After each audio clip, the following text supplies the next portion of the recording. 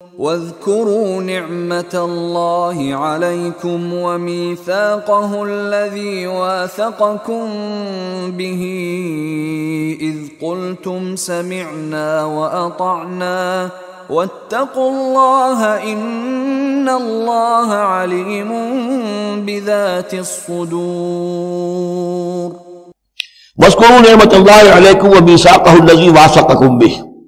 اب دیکھیے ایک میثاق وہ تھا کہ جو بنی اسرائیل سے لیا گیا، اب یہ میثاق اہل ایمان سے ہو رہا ہے۔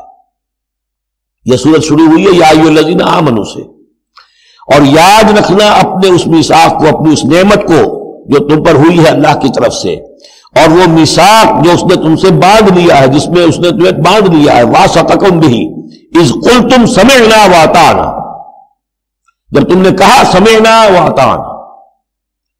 سورہ بقرہ کی آخری آیت کہاں ختم ہوئی تھی؟ سمعنا واطعنا، آخری سے پہلی غفرانک ربنا والیک المصیر۔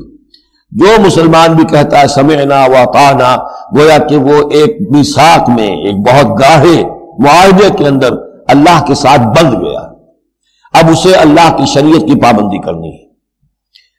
وَاذْكُرُوا نِعْمَتَ اللَّهِ عَلَيْكُمْ وَمِيثَاقَهُ الَّذِي وَاثَقَكُمْ بِهِ إِذْ قُلْتُمْ سَمِعْنَا وَأَطَعْنَا وَاتَّقُوا اللَّهَ، اللہ کا تقوی اختیار کرو۔